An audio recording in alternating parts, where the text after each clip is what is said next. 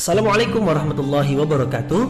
Mari klik subscribe di channel ini dan aktifkan tanda loncengnya untuk mendapatkan update pemberitahuan di video berikutnya.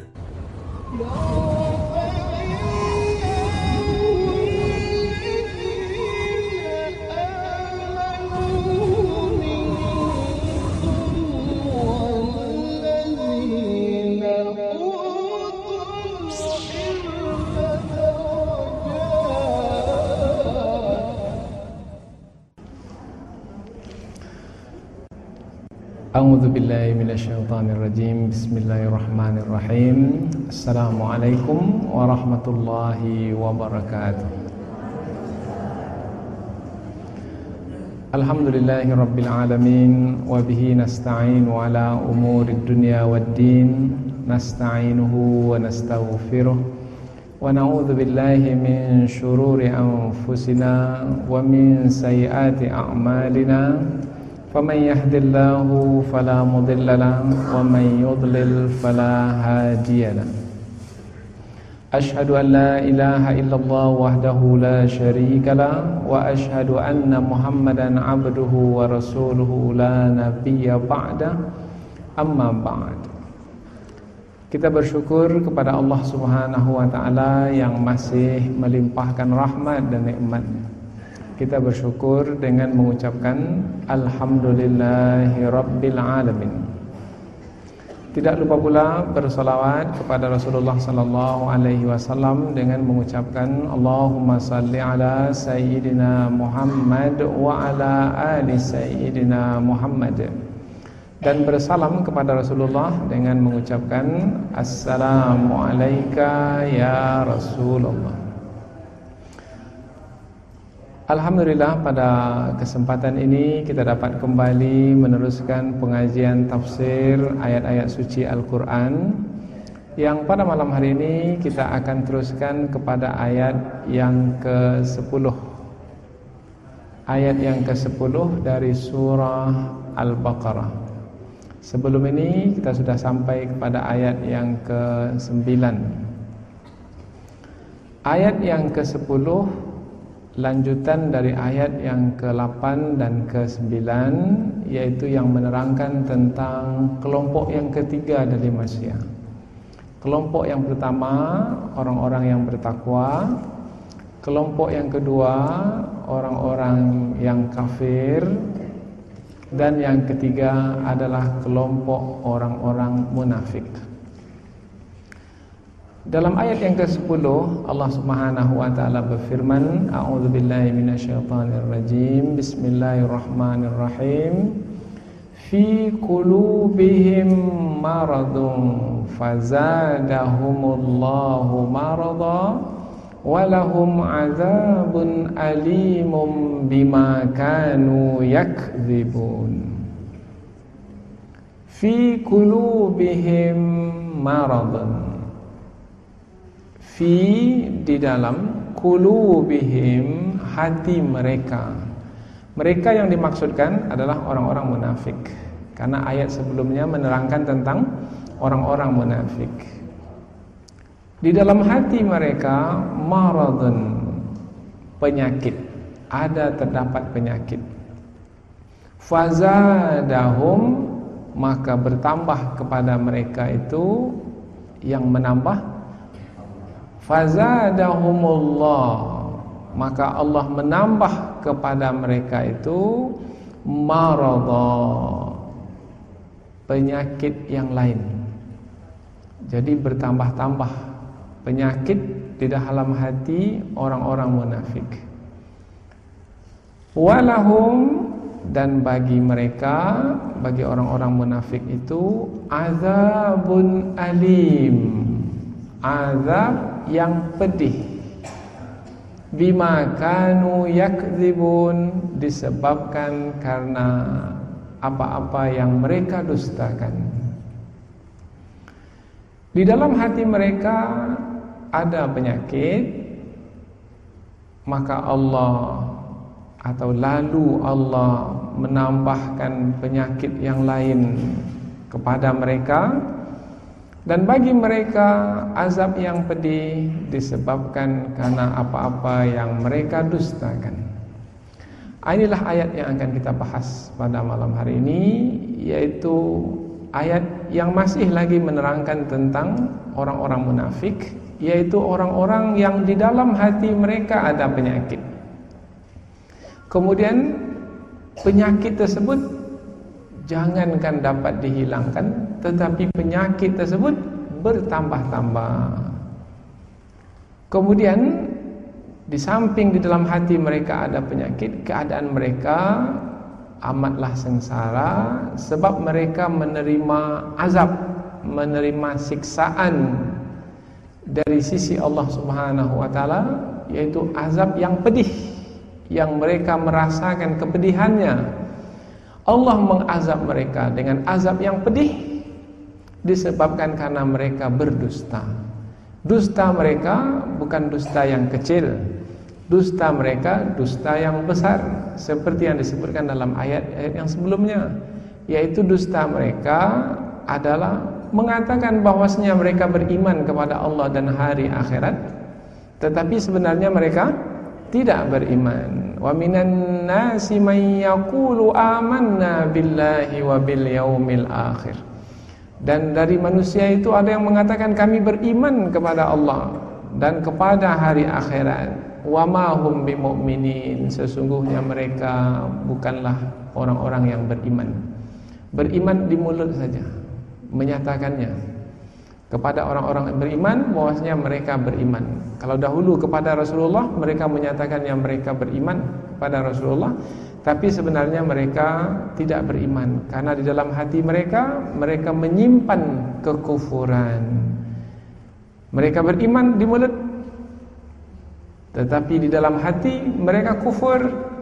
Tidak sama apa yang mereka sebut dengan apa yang ada dalam hati. Tidak sama apa yang mereka sebut dengan apa yang ada dalam hati, bermana mereka berdusta.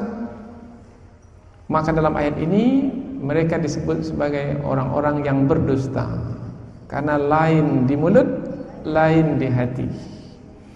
Karena lain di mulut, lain di hati mereka berdusta, maka Allah pun menyiksa mereka dengan azab yang pedih.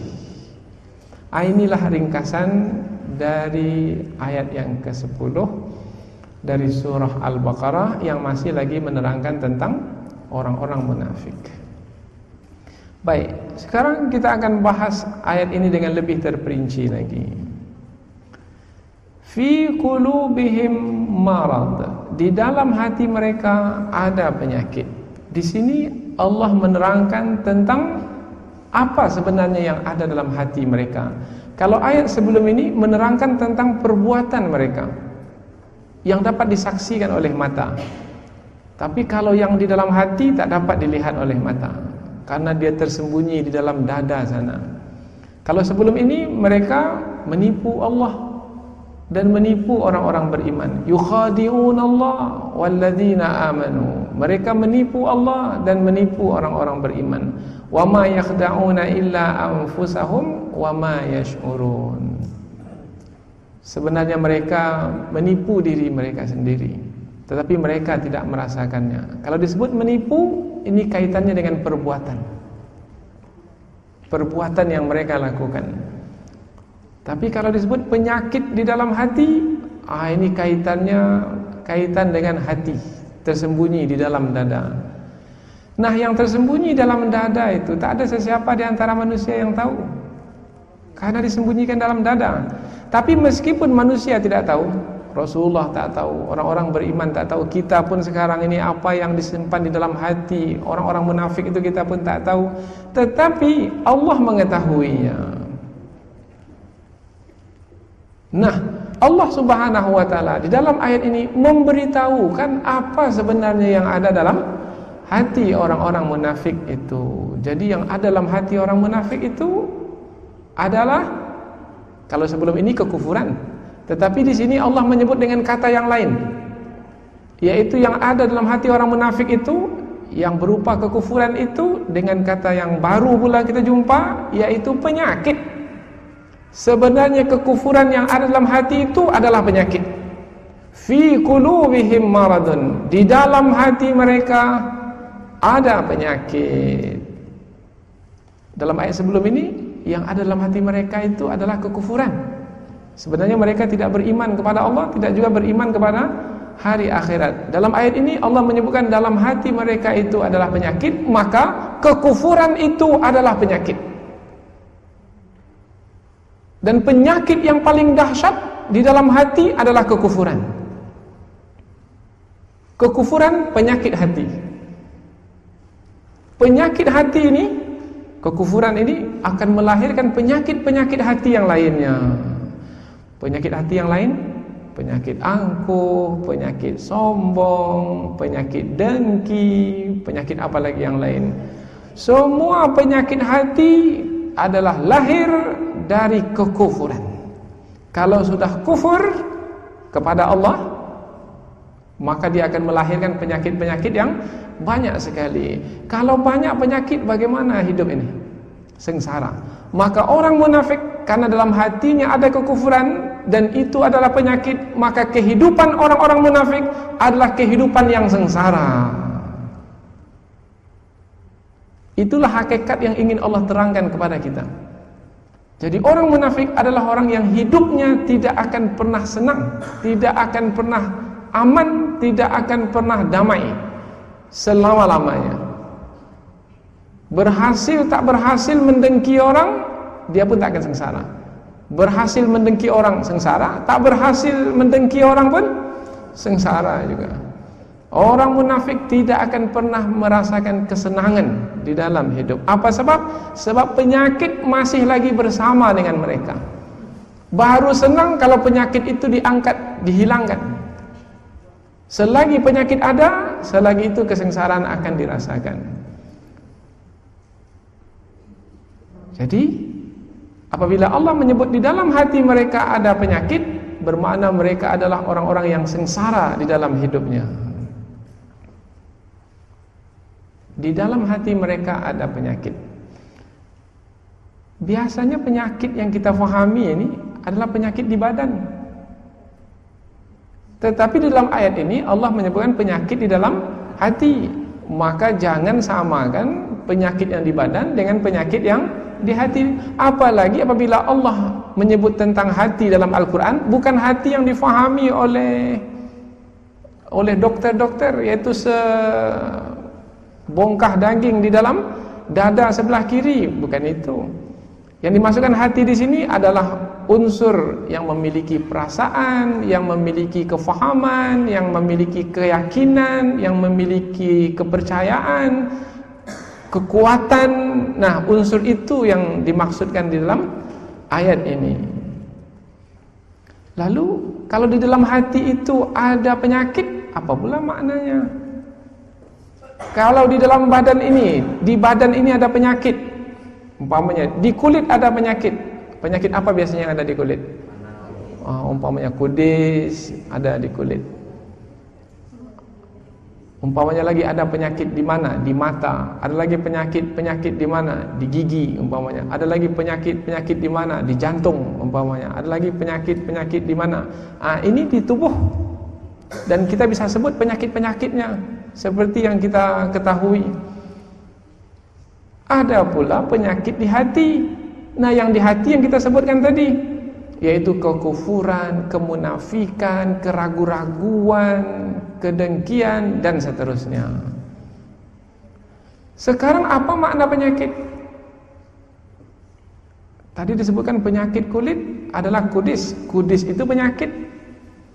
Apa makna penyakit ini?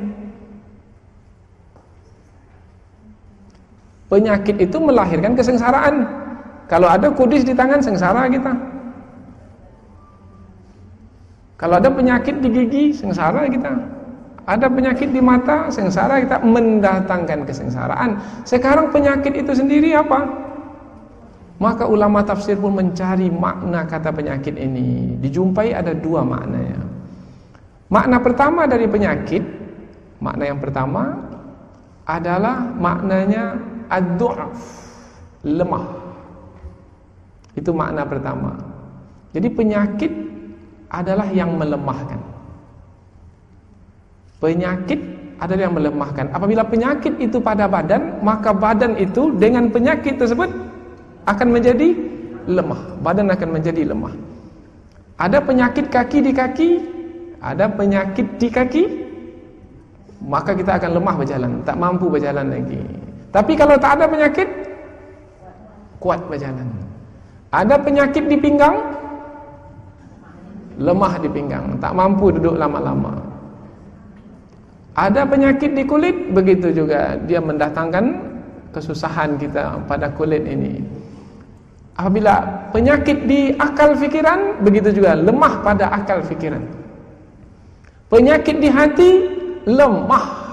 Apa yang dilemahkan di dalam hati itu? Yang dilemahkannya adalah iman kepada Allah. Apabila iman itu terus dilemahkan oleh penyakit itu, maka akhirnya iman kalah, penyakit itu yang menguasai hati, maka manusia pun tidak lagi sedikit pun beriman kepada Allah, kufur sepenuhnya. Itu dimulai dari keraguan-raguan. Dia mulai dari ragu. Setelah ragu-ragu, maka terus berkurang keyakinan sampai akhirnya tak yakin lagi. Akhirnya keluarlah dia dari keimanan dan masuklah dia sekarang ke dalam kekufuran. Maka penyakit kekufuran telah menguasai hatinya sepenuhnya.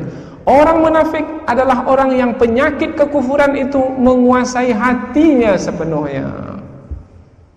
Maka mereka tidak lagi disebut sebagai orang-orang yang beriman. Wa ma hum bimu'minin. Tidaklah mereka itu orang-orang yang beriman.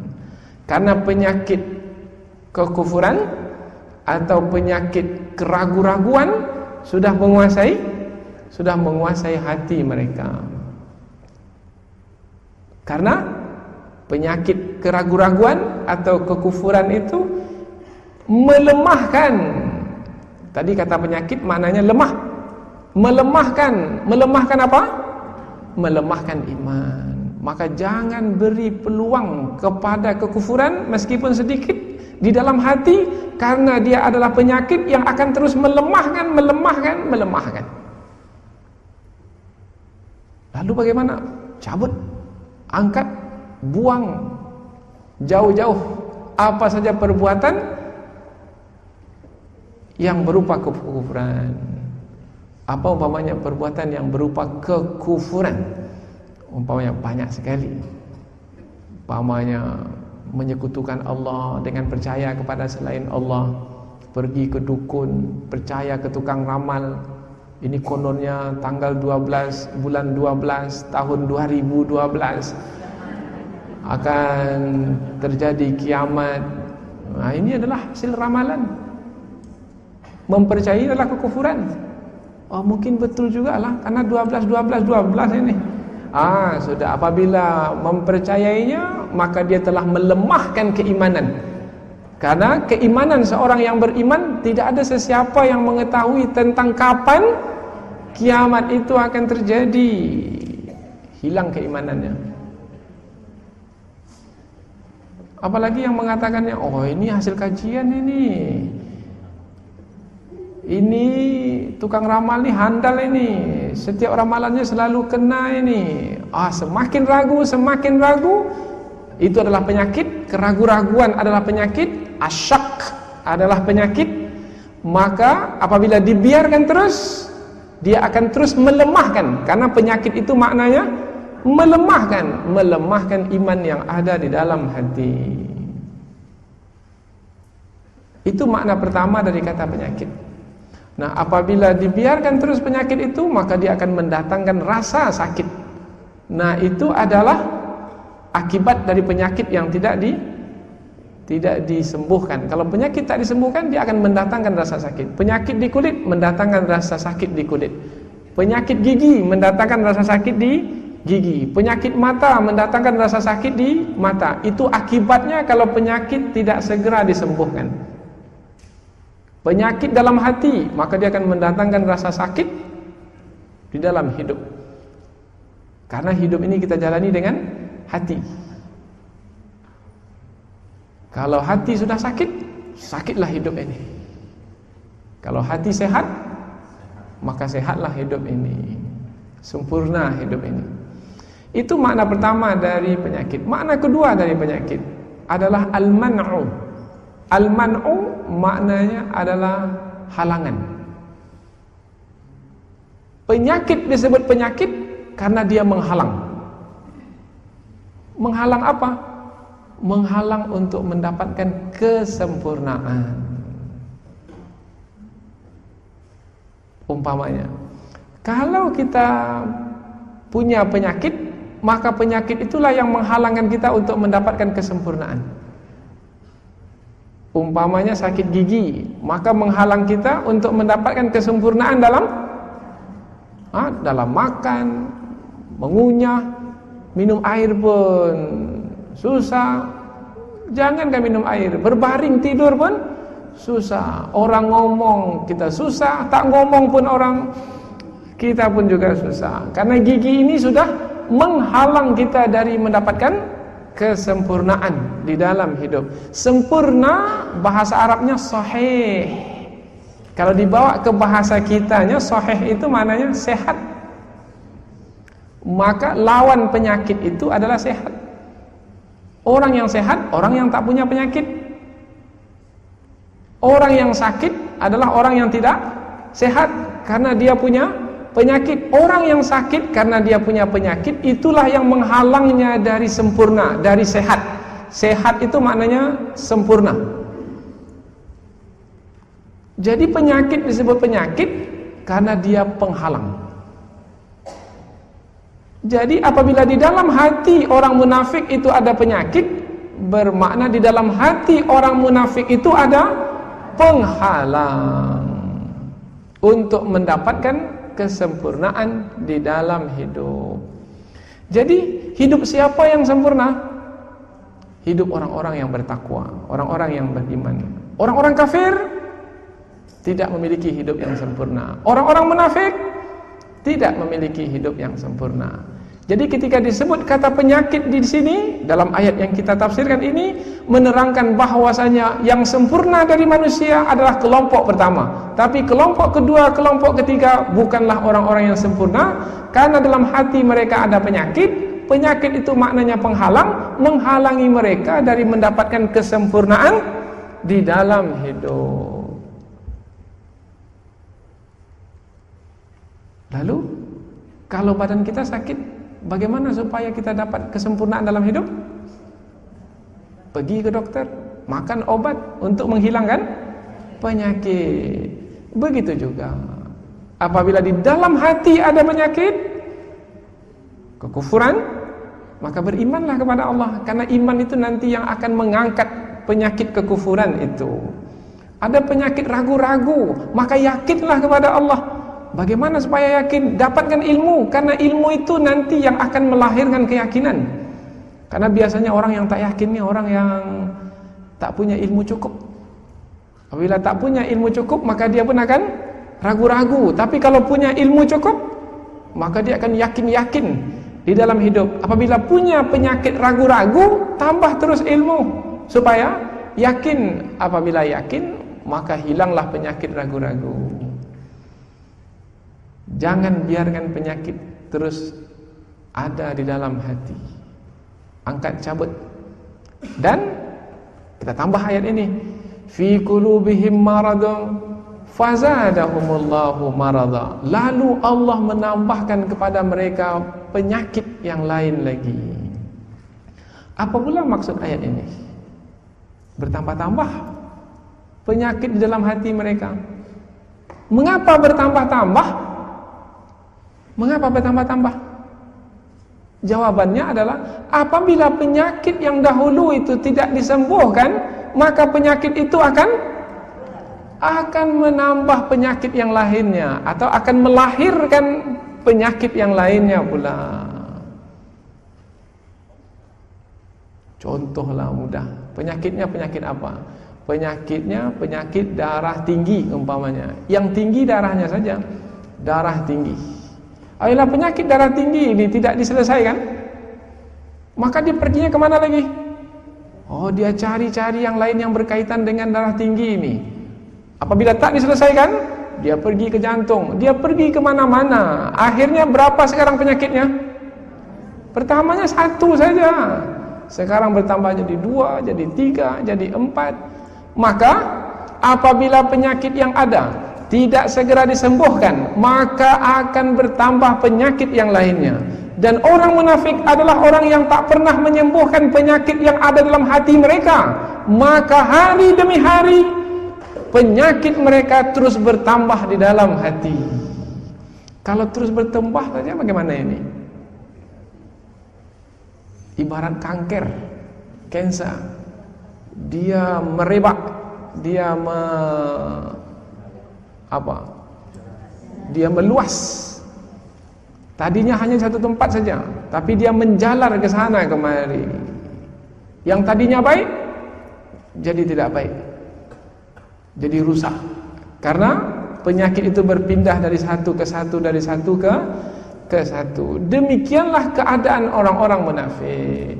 Fazadahumullahu marada, maka Allah menambahkan kepada mereka penyakit mereka. Kita tengok penyakit di dalam ayat ini tanpa menggunakan alif lam. Fi qulubihim maradun, tidak menggunakan alif lam. Fazadahumullahu marada, tidak juga menggunakan alif lam.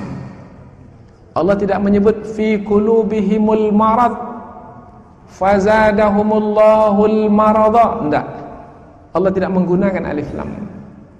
Dalam kajian tafsir, apabila Allah mengulang 2 kata yang sama dengan tidak menggunakan alif lam, maka kata yang pertama bukan kata yang kedua, atau kata yang kedua bukan kata yang pertama. Maksudnya, penyakit yang pertama bukan penyakit yang kedua, penyakit yang kedua bukan penyakit yang pertama. Jadi penyakit yang kedua adalah tambahan kepada penyakit yang pertama. Sama dengan inna ma'al usri yusran. Kemudian diulang sekali lagi, inna ma'al usri yusran. Sesungguhnya di balik kepayahan itu ada kemudahan. Diulang sekali lagi, sesungguhnya di balik kepayahan itu ada kemudahan. Kata kepayahan pakai alif lam, tapi kata kemudahan tidak menggunakan alif lam. Coba tengok, inna ma'al usri, Allah tidak menyebut inna ma'a usrin, enggak, tapi inna ma'al usri. Yusran tidak menggunakan alif lam. Allah tidak menyebut inna ma'al usri al-yus, enggak, tidak menggunakan alif lam. Jadi untuk kepayahan Allah pakai alif lam, untuk kemudahan Allah tidak pakai alif lam. Lalu apa maknanya? Sesungguhnya di balik kepayahan ada kemudahan, dan di balik kepayahan ada kemudahan. Bermakna kepayahan yang pertama adalah sama dengan kepayahan yang kedua, tetapi kemudahan yang pertama bukan kemudahan yang kedua. Jadi kepayahan itu satu saja, kemudahan itu ada 2. Jadi dalam hidup ini lebih banyak mudah lagi daripada payah. Payah itu 1 sebenarnya, dan yang mudah itu 2. Memang ada kepayahan dalam hidup, tetapi bila dibandingkan dengan kemudahan 1:2. Jadi kalau 1:2, sebenarnya tidak ada alasan untuk senantiasa susah, payah, tidak. Apa sebab? Sebab Allah telah menyediakan kemudahan yang lebih banyak untuk menyelesaikan kepayahan yang sedikit. Kalau merasa payah saja karena tak pernah dapat yang mudah, karena yang diambil itu yang susah saja, ambil juga lah yang mudah. Bagaimana untuk mengambil yang mudah ini? Untuk mengambil yang mudah ini bersamalah dengan Allah, karena Allah lah yang memudahkan yang susah itu dengan kemudahan dari sisinya.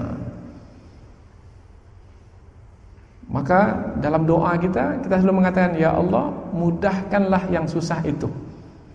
Sesungguhnya Engkaulah yang memudahkan yang susah itu, sehingga yang susah itu menjadi mudah.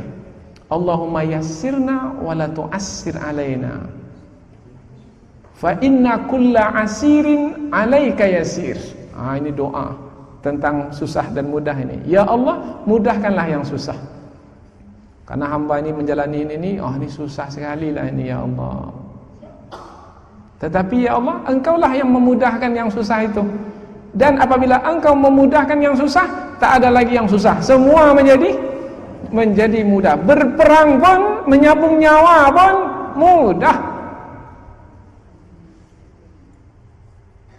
Orang melihat menyambung nyawa ini susah ini, karena nanti akan mati nanti, akan ditawan nanti.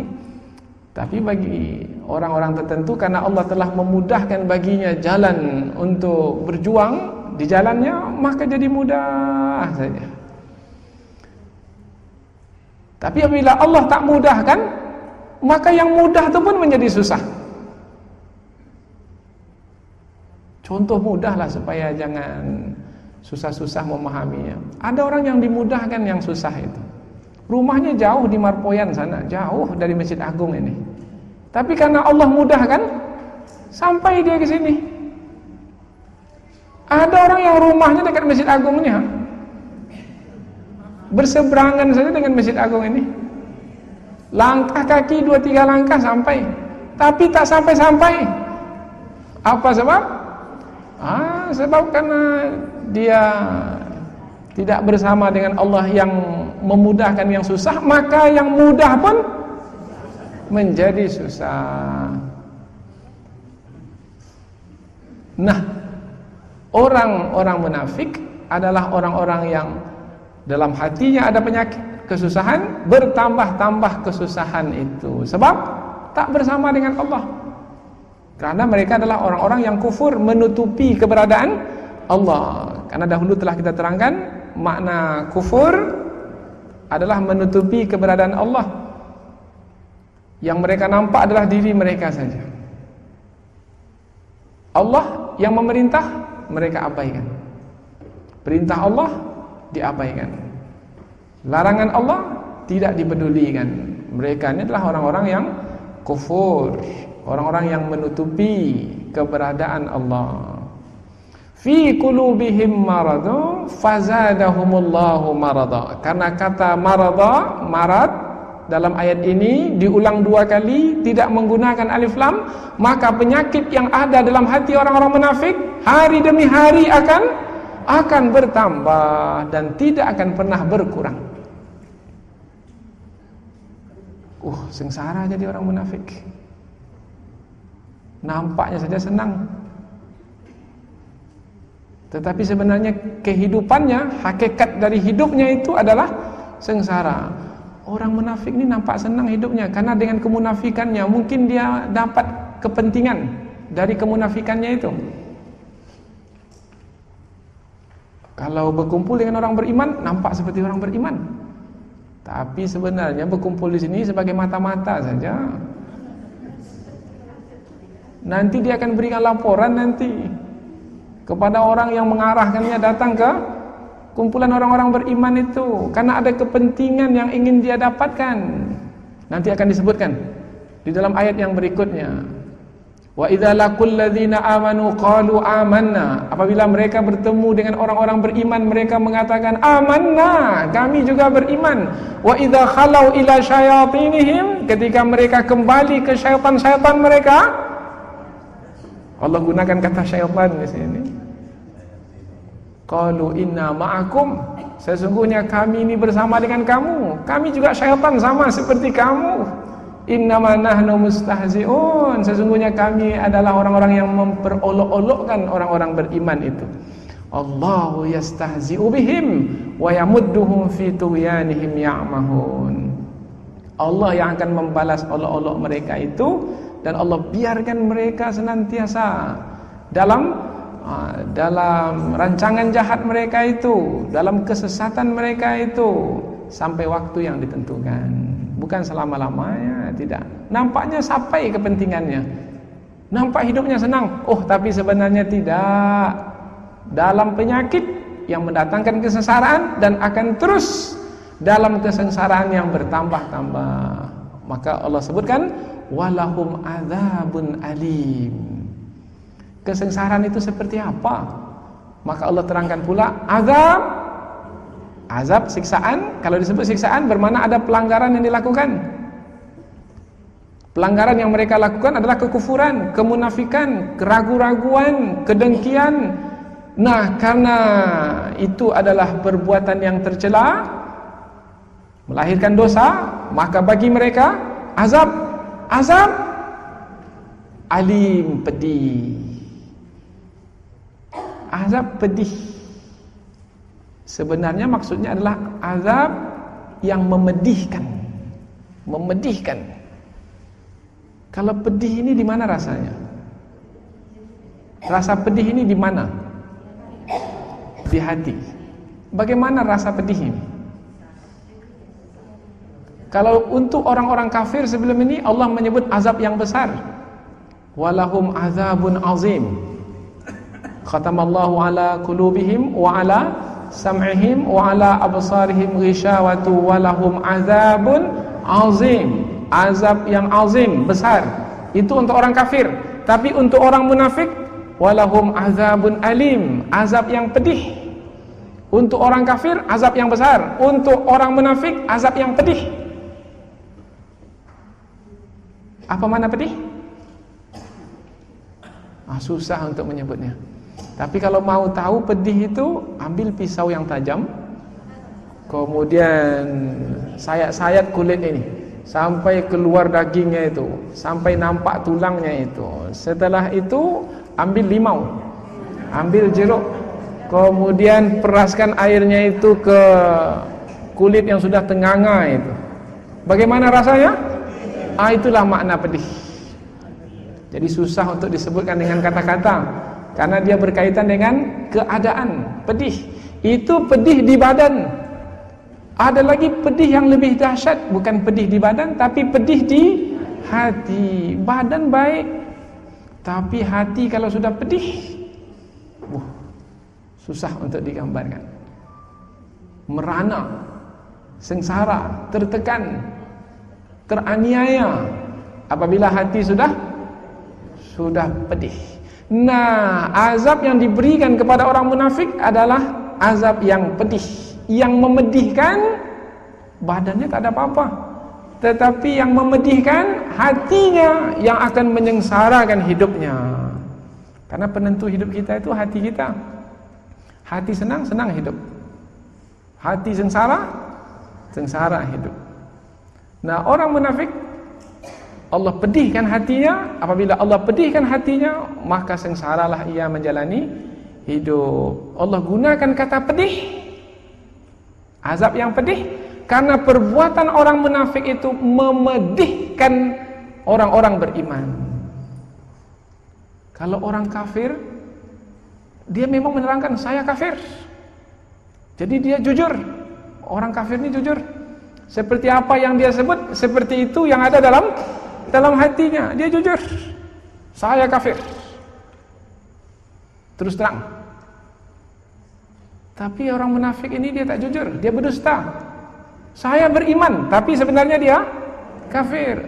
Saya kawan kamu, rupanya lawan. Saya mau bantu kamu, rupanya menikam dari belakang. Berbulu ayam, rupanya musang. Tak nampak pergerakannya, menggunting di dalam lipatan. Tak nampak kobaran apinya, seperti api dalam banyak sekali perumpamannya. Nampak tenang-tenang saja, rupanya dia menggunting dari dalam. Bagaimana rasa hati kita? Pedih atau tidak? Pedih. Orang yang menggunting dalam lipatan yang memedihkan kita ini, baginya azab yang pedih. Ini disebut sebagai al-jaza min jinsil amal. Balasan sesuai dengan amalan. Seperti apa amalan yang dibuat, perbuatan yang dilakukan, seperti itu pula balasan yang akan diterima. Maka Allah gunakan kata pedih di sini untuk orang munafik karena memang perbuatannya memedihkan orang-orang beriman. Allah, kusangka dia kawan lah, rupanya dia lawan. Pedih hatiku dibuatnya. Maka Allah siapkan untuk orang munafik itu azab yang pedih pula karena dia telah memedihkan hati orang-orang beriman. Walahum azabun alimum bima kanu yakdzibun. Bima, bi ini ba'us sababiyah, ba' menerangkan sebab. Jadi Allah memedihkan hati orang-orang munafik bukan karena Allah saja-saja ingin mengazabnya, menganiaya, tidak. Allah mengazabnya karena perbuatan orang munafik itu sendiri. Jadi jangan salahkan Allah yang mengazab, tapi hendaknya orang munafik itu menyalahkan diri mereka sendiri. Karena mereka mendustakan kebenaran, maka mereka pun disiksa. Dan itu tanda keadilan Allah. Tanda Allah adil. Yang buat baik dibalas baik, yang buat buruk dibalas dengan keburukan. Faman ya'mal mithqala dzarratin khairan yarah wa man ya'mal mithqala dzarratin syarran yarah. Bima kanu yakdzibun, disebabkan karena mereka telah mendustakan. Apa yang mereka dustakan? Kebenaran. Kebenaran yang paling tinggi nilainya adalah Allah sebagai Tuhan, hari akhirat sebagai hari pembalasan. Itu yang mereka dustakan. Mereka mengatakannya di mulut, tapi sebenarnya tidak di dalam hati mereka. Wa minan nasi may yaqulu amanna billahi wa bil yaumil akhir. Ada di antara manusia orang-orang munafik yang mengatakan di mulut mereka mengatakan kami beriman kepada Allah dan hari akhirat, wa ma hum bimu'minin, tapi sebenarnya mereka tidak orang-orang yang beriman. Jadi kesimpulan dari ayat yang kita bahas pada kesempatan ini adalah orang-orang munafik adalah orang-orang yang hidupnya tidak senang sebenarnya. Hidupnya dalam kesengsaraan dan terus semakin sengsara. Maka kita mendapat pengajaran dari ayat ini, yaitu dengan memohon perlindungan kepada Allah. Mudah-mudahan kita dijauhkan dari sifat-sifat kemunafikan yang bisa membawa kita kepada kesengsaraan apabila tidak segera disembuhkan karena dia berupa penyakit di dalam hati, maka dia akan menambah lagi kesengsaraan demi kesengsaraan. Akhirnya di dunia sengsara sampai ke penghujung usia, di akhirat pun akan sengsara karena di dalam neraka nanti akan disediakan untuk orang-orang munafik lapisan yang paling bawah. Innal munafikina fid darkil asfali minan nar. Sesungguhnya bagi orang-orang munafik itu adalah lapisan yang paling bawah dari api neraka. Na'udzubillah min dzalik. Mudah-mudahan apa yang kita pelajari ini ada manfaatnya insyaallah. Subhanakallahumma wa bihamdika asyhadu an la ilaha illa anta wa astaghfiruka wa atubu ilaik. Wassalamualaikum warahmatullahi wabarakatuh.